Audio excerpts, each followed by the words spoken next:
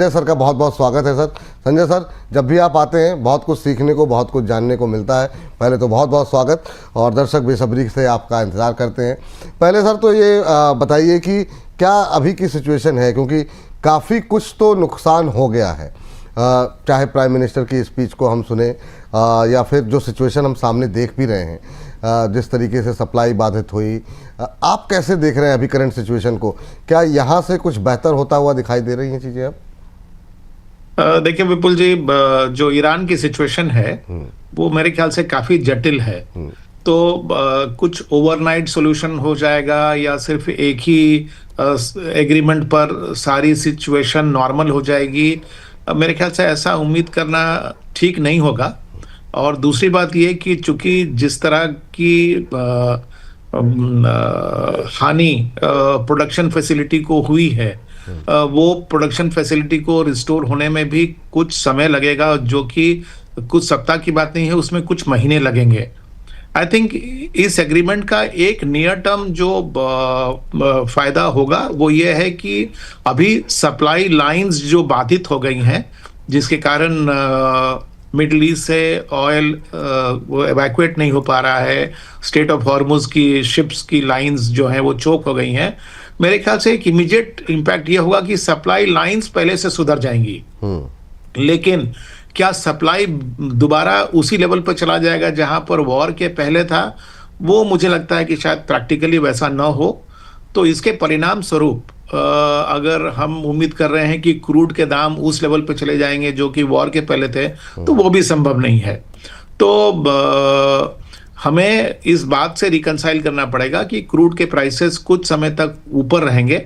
अगर $100 के ऊपर ना रहें तो कम से कम हो सकता है कि $85 से $90 के रेंज में या $85 से $95 के रेंज में रहें कुछ समय तक, जब तक कि सप्लाई नॉर्मल ना हो जाए। सप्लाई इन द सेंस कि प्रोडक्शन नॉर्मल ना हो जाए, सप्लाई भले नॉर्मल इस एग्रीमेंट के बाद हो सकता है। ये बात है कि अभी भी कुछ कहना जो है वो थोड़ा मुश्किल है। लेकिन सर, अब इससे थोड़ा सा और आगे बढ़ें। ये जो संकट है वो कितने लंबे समय तक डेंट करेगा? प्रधानमंत्री ने कहा कि 1 दशक की मेहनत जो है वो बर्बाद हो सकती है, जो सिचुएशन चल रही है, युद्ध की स्थिति है। आप कितने इससे सहमत हैं? और दूसरा, भारतीय अर्थव्यवस्था के लिहाज से कितनी बड़ी क्राइसिस आप मान रहे हैं? क्योंकि जितनी भी कैलकुलेशन की गई थी वो जिस कच्चे तेल की कीमतों पर की गई थी, वो सारी कैलकुलेशन गड़बड़ हो गई सर। जी हाँ, तो विपुल जी, ये बात जो प्रधानमंत्री ने कही उसमें इस बात की सच्चाई है कि जो पिछले 1 दशक में रिफॉर्म्स किए गए, इकोनॉमी में जो मोमेंटम आया, जो हम लोगों ने एक समय के लिए देखा कि एक गोल्डीलॉक पीरियड था इकोनॉमी के लिए, जहां पर इन्फ्लेशन की दर भी नीचे थी और जीडीपी की ग्रोथ भी अच्छी हुई थी।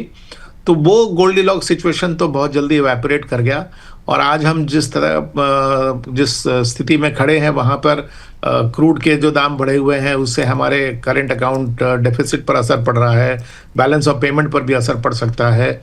और जो इन्फ्लेशन की दर अगर बढ़ जाती है तो जो जीडीपी की ग्रोथ इतनी अच्छी हो गई थी और उसमें और भी अपवर्ड प्रोजेक्शन होने की संभावना थी, वो डिरेल हो गया। तो उस हद तक ये बात सही है कि इस वॉर ने भारत की इकोनॉमी पर एक बहुत बड़ा आघात किया है। लेकिन साथ ही साथ विपुल जी, मैं एक चीज और भी कहना चाहूंगा कि अगर आप हिस्ट्री में देखें तो जब भी एडवर्स सिचुएशन हुआ है भारतीय इकोनॉमी के लिए, हमारी इकोनॉमी की रेजिलियंस उस समय पे टेस्ट हुई है, और हम उन सिचुएशन से जब उभर कर बाहर आए हैं तो पहले से स्ट्रॉन्गर हुए हैं। और इस संदर्भ में अगर आप आज देखें तो जिस तरह की कोशिशें की जा रही हैं 2-3 फ्रंट पे, सबसे पहला हमारी क्रूड के जो डिपेंडेंसी है उसको कम करने के लिए रिन्यूएबल सोर्सेज ऑफ एनर्जी पर बहुत जोर से काम होना शुरू हो गया है। पहले तो सिर्फ सोलर और विंड और हाइड्रो रिसोर्सेज थी। अगर आपने देखा होगा, एक बहुत बड़ा डेलीगेशन अभी भारत विजिट किया है जो कि न्यूक्लियर पावर पर भी तेजी से काम चालू करना चाहता है। तो एक तो उस तरह पर उस जगह पे काम हुई। दूसरा, जो कि वॉर से भी संबंधित है बट उसके पहले टैरिफ से संबंधित है, वो ये हुआ कि हम लोगों ने अपनी आउटरीच वर्ल्ड के जो बाकी इकोनॉमिक रीजन्स हैं उनके साथ बढ़ाई, उनके साथ हमने फ्री ट्रेड एग्रीमेंट साइन किया और अपनी मैन्युफैक्चरिंग सेक्टर को एक बढ़ावा देने के लिए हम इस तरह की पहल जो है वो ले रहे हैं। और तीसरी तरफ ये हुआ कि हम इस बात को एक्नॉलेज किए कि हमें कुछ स्ट्रैटेजिक मिनरल रिसोर्सेज को और सुदृढ़ बनाना है, या तो हम अपने देश में उसकी प्रोडक्शन बनाएं या फिर उनकी सप्लाई लाइंस अच्छी तरह से बना लें। तो मेरे ख्याल से देखिए ग्राउंड लेवल पर आप देखें तो एडवर्स सिचुएशन में एक पॉजिटिव काम भी हो रहा है। अच्छा सर, ये जो संकट रहा रुपए का, जिसमें कि हम एक झटके के अंदर इतनी तेज़ी के साथ 97 तक पहुंचते हुए दिखाई दिए, ये मतलब कैसे देख रहे हैं इसे? और आरबीआई की जो कोशिशें हैं, क्या हम दोबारा 90 के आसपास जा सकते हैं, या बीते दिनों की बात हो गई है और हमें 100 के ऊपर की बात करनी चाहिए? आप कैसे देख रहे हैं, और ये कितनी बड़ी दिक्कत हो सकती है आगे चल करके? मेरे ख्याल से जो ये अचानक से रुपये की में जो गिरावट आई वो इसलिए खास करके आई क्योंकि हम पर दो तरफा प्रेशर आया। एक प्रेशर तो क्रूड के प्राइसेस बढ़ जाने के कारण हमारी इंपोर्ट बिल का आया, और दूसरा जो एफआईआई की सेलिंग हुई है वो अनप्रेसिडेंटेड है। अगर आप देखें तो 28 फरवरी के बाद से लेकर अब तक करीब 2.25 लाख करोड़ की सेलिंग हुई है सिर्फ 2.5 महीने में। तो इस तरह की जो सेलिंग हुई उसका भी दबाव रहा है हमारे करेंसी पे। तो अगर हम आगे की स्थिति देखें तो जैसा हम लोग अभी डिस्कस कर रहे थे, अगर सप्लाई लाइन सुधर जाएंगे तो क्रूड के प्राइसेस में मॉडरेशन होने की संभावना है, तो उससे हमारा करेंसी भी उस दबाव से दूर निकलेगा। दूसरी बात जो है, जो एफआईआई की सेलिंग की बात है, तो देखिए कुछ तो एफआईआई की सेलिंग शायद इस बात पर भी डिपेंडेंट है कि हम लोग बाकी देशों के कंपैरिजन में शायद मैक्रो इकोनॉमिक तौर पे ज़्यादा वल्नरेबल हैं क्रूड प्राइसेस के इंपोर्ट से। और कुछ जो अब चर्चा का विषय है, काफ़ी मीडिया में डिस्कस हो रहा है कि एफआईआई का रुझान भारत में तब बदला जब हमारे यहाँ short term long term capital gains की रेट्स बदली, और उसके कारण एफआईआई निराश हुए और उन्होंने अक्टूबर 2024 के बाद से बहुत सेलिंग करना शुरू किया। तो अब ये अटकलें लगाई जा रही हैं कि सरकार हो सकता है कि दोबारा इसको ट्वीक करे, और अगर सरकार करती भी है तो कोई बहुत बड़ा फिस्कल लॉस सरकार को नहीं है। ऑन द कॉन्ट्ररी, आज के सिचुएशन में वो अगर एक एफआईआई के फ्लोज को रिवर्स कर सकता है अगर वो डिसीजन, तो मेरे ख्याल से सरकार वो डिसीजन भी ले सकती है। अच्छा सर, ये चूँकि ये मतलब पूरे 2 हफ्ते से ज़्यादा हो गया, 2-3 हफ्तों से ये सुगबुगाहट है इसको लेकर के। हर बार लगता है कि शायद इस बार कोई स्टेटमेंट आएगी, कोई बयान आएगा। गवर्नमेंट की तरफ से ऑफिशियली या अनऑफिशियली इनडायरेक्टली कुछ कहा नहीं जा रहा है इस पर, लेकिन ये इस बात की संभावनाएं कितनी है कि सरकार इस फैसले को वापस ले सकती है? तो देखिए, मैं समझता हूं कि सरकार बहुत सारे ऑप्शंस एक्सप्लोर कर रही होगी, क्योंकि ये बात से इनकार नहीं किया जा सकता कि हमारे करंट अकाउंट डेफिसिट पे दबाव है, बैलेंस ऑफ पेमेंट पे भी दबाव होने की संभावना है। तो सरकार बहुत सारे उपाय देखेगी, एफसीएनआर डिपॉजिट्स को परस्यू करेगी, या फिर वो पब्लिक सेक्टर बैंक्स को एनकरेज करेगी फॉरेन करेंसी में बॉन्ड्स इशू करने के लिए। इस तरह से कोशिश करेगी सरकार कि वो किस तरह से फॉरेन एक्सचेंज को वापस भारत में लाए, ताकि हम माइक्रो इकोनॉमिक तौर पे स्टेबलाइज हो।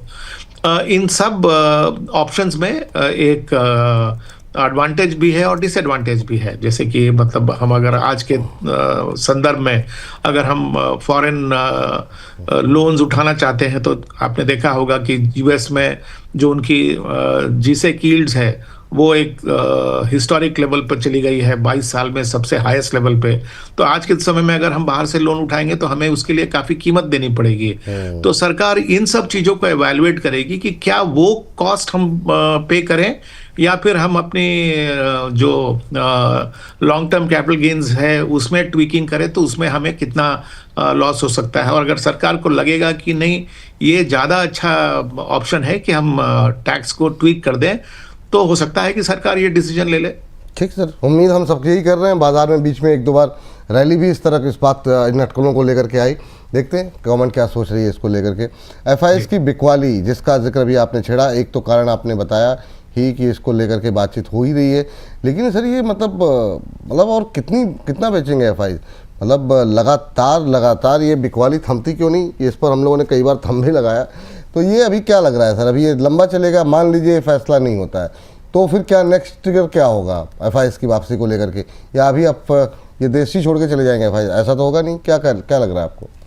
नहीं, देखिए, देश छोड़ के तो जाने की संभावना नहीं है, क्योंकि एफआईआईज भी तो कई तरीके के होते हैं ना।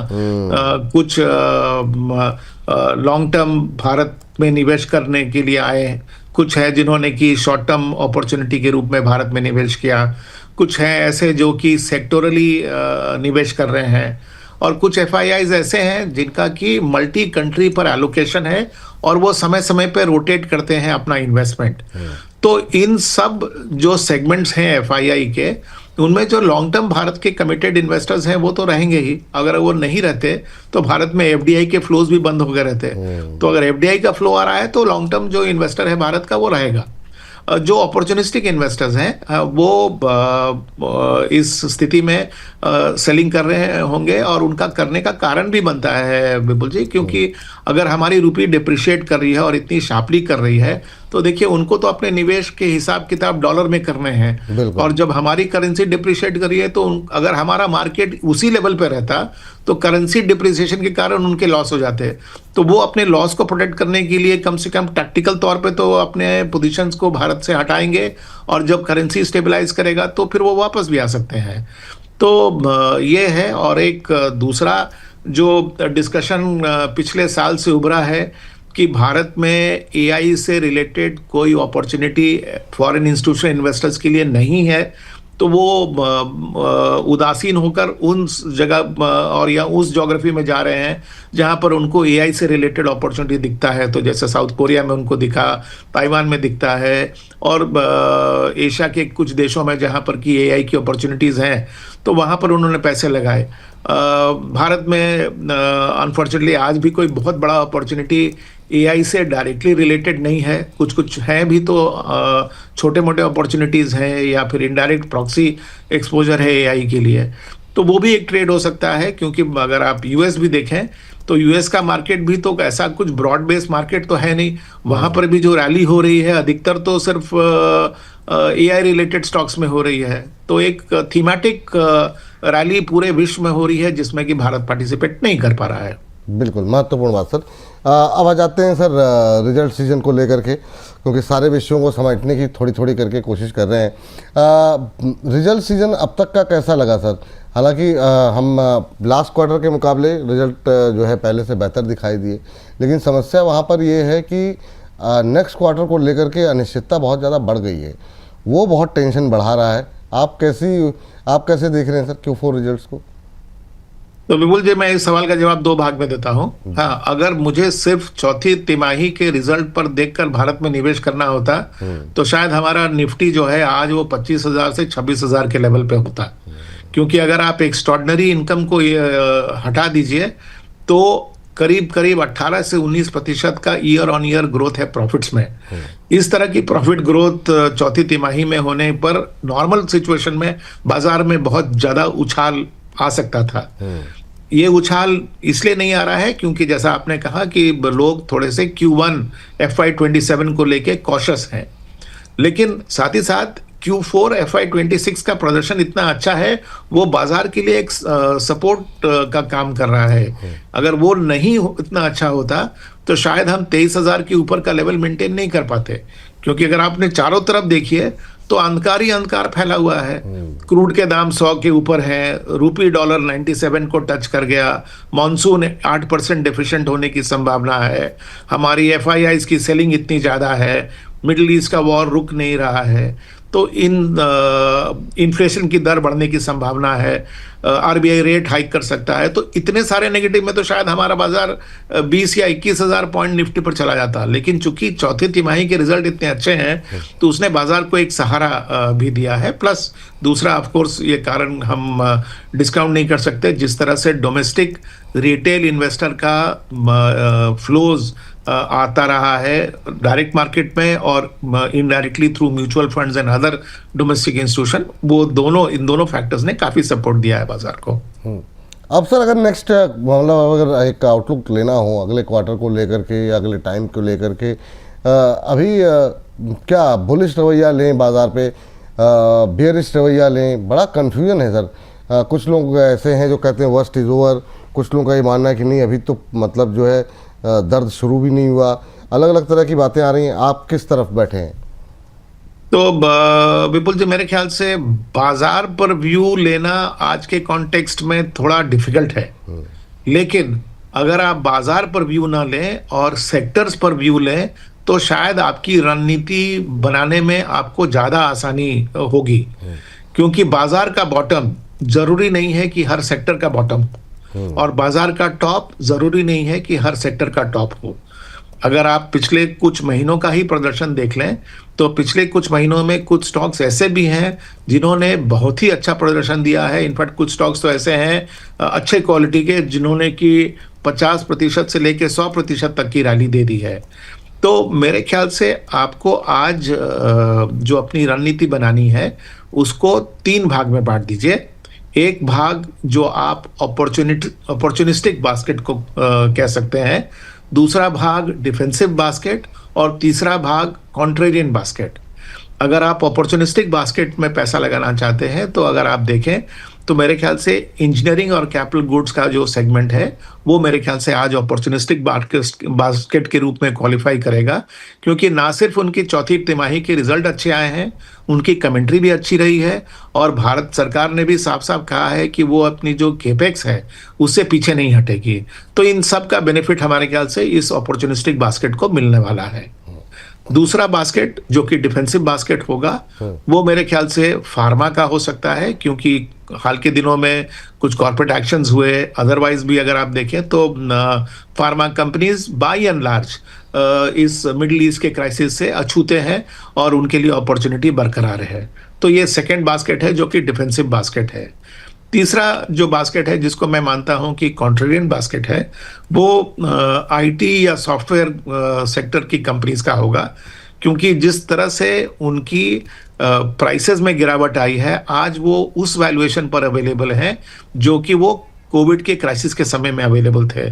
तो देखिए बाजार में एक लेवल पे कोई भी स्टॉक खरीदने लायक हो जाता है, तो simply on the basis of valuation मेरे ख्याल से सॉफ्टवेयर में कुछ तो खरीदारी करने का केस बनता है। दूसरी बात, एआई के बारे में लोग अगर ये समझते हैं कि एआई सारे प्रॉब्लम सॉल्व कर देगा तो ऐसा जरूरी नहीं है। एआई में भी देयर इज अ कॉस्ट, मतलब आप अगर एंटरप्राइज के रूप में एआई को यूज करना चाहते हैं तो उसके लिए आपको टोकन्स कंज्यूम करने पड़ते हैं और ये टोकन्स फ्री में नहीं आते। आपने हाल में देखा होगा सेल्स फोर्स ने सिर्फ 4 महीने में पिछले पूरे साल का टोकन का बजट एग्जॉस्ट कर दिया। तो जरूरी नहीं है कि सारी कंपनीज एआई की तरफ चली जाएंगी, ट्रेडिशनल सॉफ्टवेयर का भी एक स्पेस है, उनका एक कंट्रीब्यूशन रहेगा एंटरप्राइज के सॉल्यूशंस के लिए। तो तीसरा जो बास्केट है जो कि मैं कॉन्ट्रेरियन बास्केट समझता हूं उसमें मैं सॉफ्टवेयर को डालूंगा। ठीक, अब सर आ जाते हैं सेक्टर्स पर। अच्छा, एक सवाल छूट गया, वो भी पूछ लेते हैं, क्योंकि फ्राइडे के सेशन में सर जो आरबीआई की तरफ से जो डिविडेंड दिया गया गवर्नमेंट को वो इस बार का रिकॉर्ड रहा 2.87 लाख करोड़। इस पर मैं चाहूँगा एक छोटी टिप्पणी आपकी रहे, इसको किस तरीके से देख रहे हैं तमाम निगेटिव खबरों के बीच में ये जो आरबीआई की तरफ से ऐलान हुआ उसे कैसे पढ़ रहे हैं आप? तो देखिए सरकार पर तो काफी दबाव फिस्कल तौर पे बना हुआ है, क्योंकि इस कठिन स्थिति में जिस तरह से सरकार ने पेट्रोल डीजल के प्राइस को बढ़ने नहीं दिया, प्लस जिस तरह से सरकार अपनी केपेक्स से पीछे नहीं हटना चाहती, तो सरकार को जितने रिसोर्सेज मिले उतना अच्छा है। उस बैकग्राउंड में अगर आरबीआई ने एक चेक काटकर सरकार को दिया है, तो ये तो उनके ट्रेजरी के लिए एक बहुत अच्छा कंट्रीब्यूशन है। और सिंबॉलिकली भी अगर आप देखें तो ये एक सिग्नल भी गया है पूरे इकोनॉमी को और खास करके बॉन्ड मार्केट को, जहां पर कि पिछले कुछ सप्ताह में बॉन्ड के यील्ड्स बहुत तेजी से 7% के ऊपर चले गए थे। हो सकता है कि बॉन्ड यील्ड्स में एक ठहराव अब इस डिविडेंड के बाद आए। बिल्कुल। हाँ, अब जाते हैं सर फटाफट एक एक सेक्टर था, पहले उसी सेक्टर में बात करेंगे जिसमें लगातार आपसे बात करें, वो है आईटी। आईटी में सर यूएस में नए हाइज बनते हुए दिखाई दे रहे हैं, इनवीडिया के रिजल्ट्स भी हमने देखे काफ़ी अच्छे रहे। अब भारत में आईटी को लेकर के क्या व्यू रखें सर? क्या अभी भरोसा करें इतने करेक्शन के बाद, नहीं करें?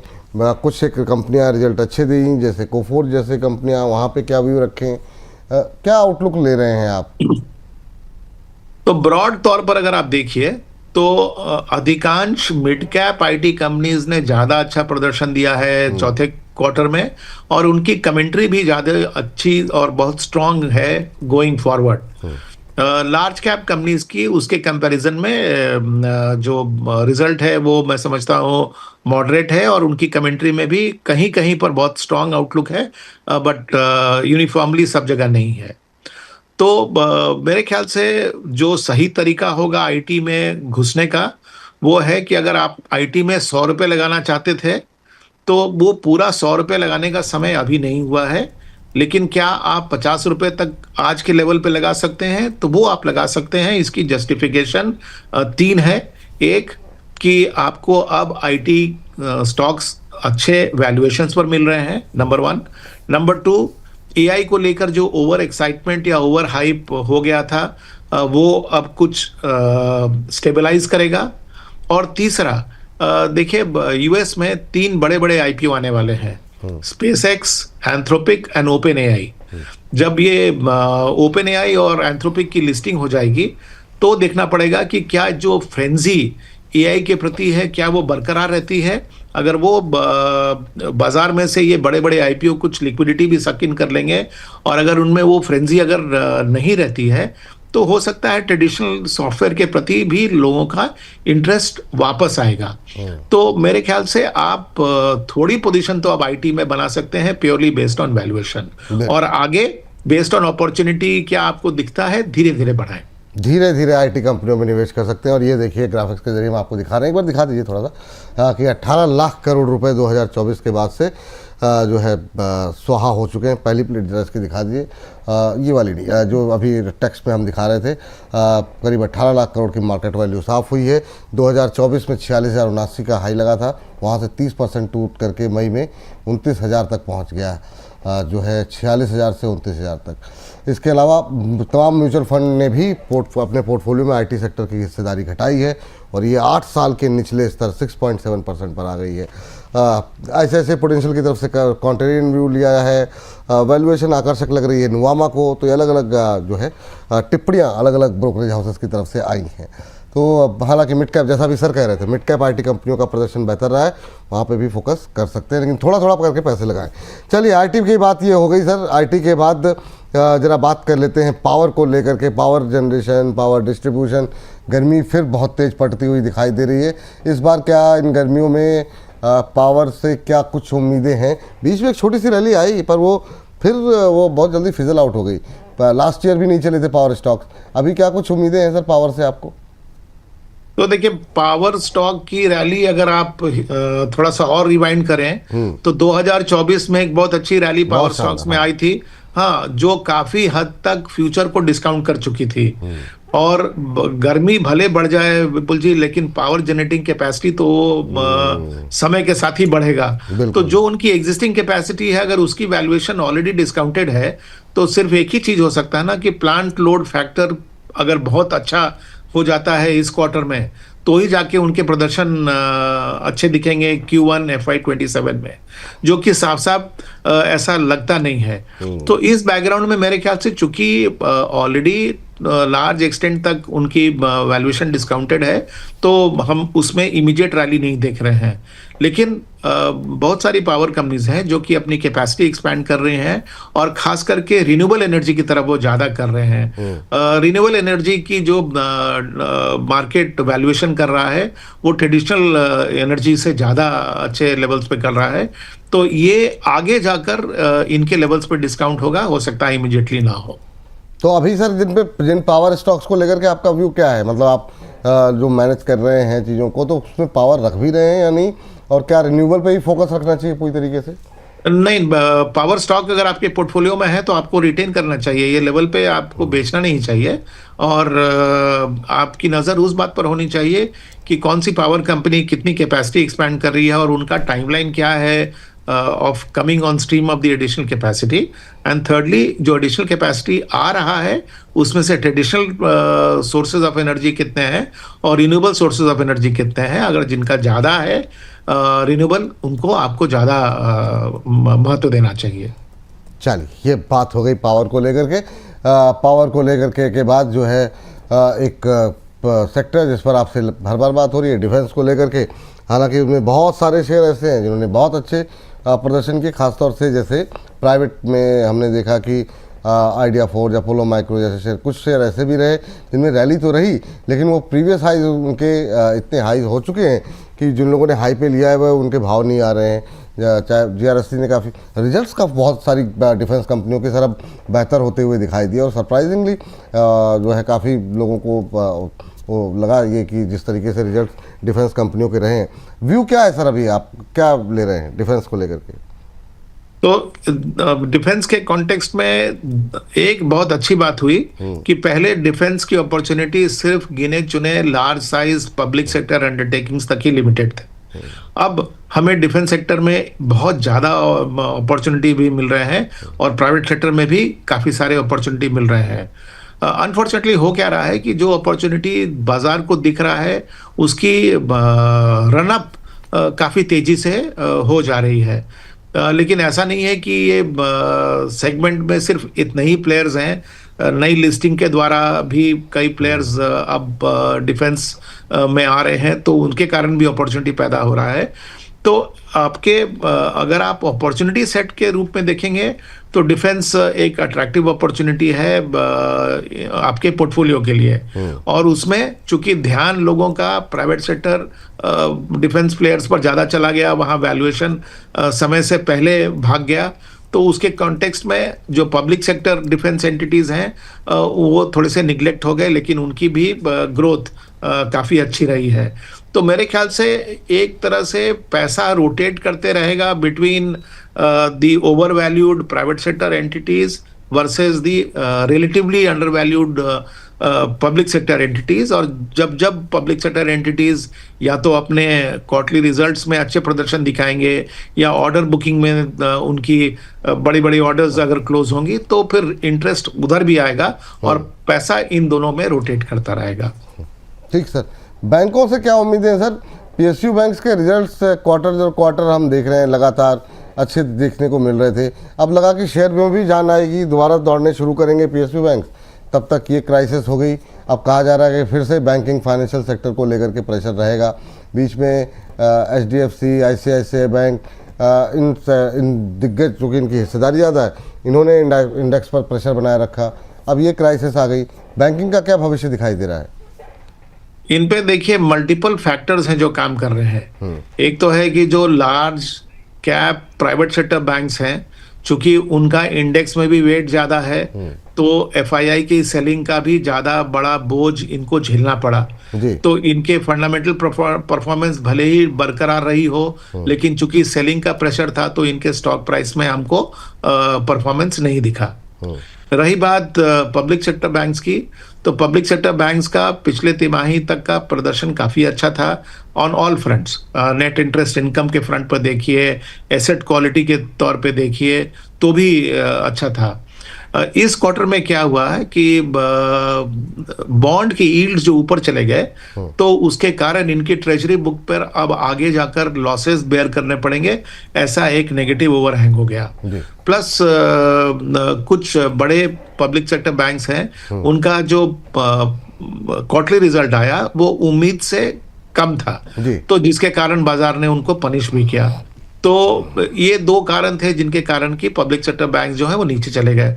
अब दोबारा जो ट्रेडिशनल आर्ग्यूमेंट था जी। वो वापस आ गया है कि most of the public sector bank जो है वो प्राइस टू बुक वैल्यू के तौर पर अगर आप देखें तो वन टाइम बुक वैल्यू से भी नीचे ट्रेड कर रहे हैं। तो इसलिए एक तो उनका इन्वेस्टमेंट केस बनता है, ये इन्वेस्टमेंट केस और भी स्ट्रांग हो जाएगा जब बॉन्ड के यील्ड्स सॉफन करेंगे। और तीसरा, अगर मान लीजिए आरबीआई रेट हाइक करता है तो नेट इंटरेस्ट मार्जिन की एक्सपैंड होने की संभावना है, provided the credit growth is not affected. ठीक। सर, कार्यक्रम को समाप्त करने का जो है वक्त हो गया। जाने से पहले हर बार की तरह आपसे यही पूछेंगे, जरा एक बार थंब दिखा दीजिए। खत्म हुआ डर, क्या वाकई में डर जो है जिस तरीके से कूल ऑफ चीज़ें थोड़ी सी बेहतर दिखाई दे रही हैं, ये डर खत्म हुआ है या अभी भी आपको डर लग रहा है कि बरकरार है? दूसरा, जाते जाते कुछ एक सेक्टर्स अगर आप बता सकें, हालांकि समय बहुत कम बचा है, तो आप दोनों को संक्षिप्त में उत्तर दे सकें सर। तो देखिए विपुल जी, बाजार में अगर कोई कहे कि बिना डर के घुसना है तो वो रेकलेस इन्वेस्टमेंट होगा। बाजार में हमेशा कुछ अगर आपके मन में डर रहे तो ही आप निवेश अच्छे से कर सकते हैं। और अपॉर्चुनिटी के तौर पे अगर आपको देखना है तो अगर आप साल 2 साल के बियॉन्ड अपॉर्चुनिटी में भी विश्वास रखते हैं तो जो सेक्टर आपको आज खराब लग रहा है, जैसे फॉर एग्जांपल ऑटो, आपको बहुत अच्छा नहीं लग रहा होगा, लेकिन मेरे ख्याल से 2-3 साल के होराइजन में ये एक विनिंग सेक्टर होगा। बिल्कुल sir, thank you Sanjay sir. आपसे बात करते हुए समय का कभी पता नहीं लगता है, बहुत अच्छा लगता है सर। समय देते रहिए, आते रहिए सर बीच बीच में। बहुत बहुत धन्यवाद आज की चर्चा का हिस्सा बनने के लिए। Thank you. Thank you. तो आज की इस चर्चा को यहीं पर समेटते हैं।